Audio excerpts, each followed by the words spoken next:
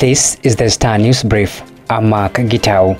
The state on Friday suffered a big blow after the High Court temporarily stopped the implementation of the Finance Act 2023 pending hearing and determination of the case challenging the new legislation. In the case, Busia Senator Kiom Tata and 6 others had challenged the act as assented to by President William Ruto on Monday, arguing that it was not taken to the Senate for consideration. Justice Mugore Dhande issued the orders suspending the law which defines taxes charged on commodities and services, saying she was satisfied that the case met the threshold for granting orders. Get a copy of The Star by subscribing to our e-paper with only 40 shillings through www.mgazeti.com. Sharp divisions at the top echelons of the Kenya Revenue Authority explain the fresh call for applications to fill the post of Commissioner General. Sources told The Star that deep divisions and personal bias and political interferences ruined the selection process. 2 KRA insiders and a former cabinet secretary had passed the grueling interviews and made the list of the final 3 candidates whose names were to be forwarded to Treasury Cabinet Secretary Njuguna Ndung'u to make his pick.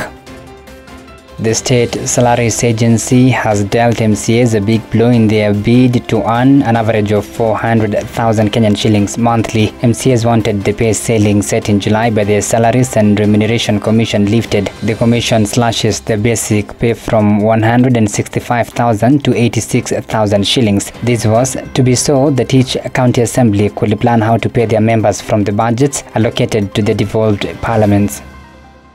The family of Moi-era spy chief Stephen Muriithi Mwangi has suffered a major blow in their pursuit for justice for detention of the man without trial in the early 1980s. Muriithi died in 2021, aged 84. The Supreme Court upheld the decision by the Court of Appeal that overturned the family's 2 billion shillings win in the High Court as compensation against then-President Daniel Moi.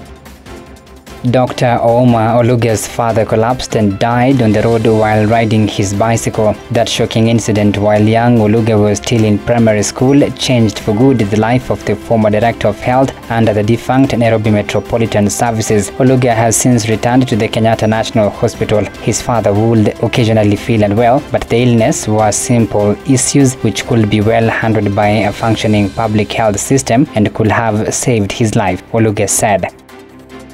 Get a copy of The Star by subscribing to our e-paper with only 40 shillings through www.mgazeti.com.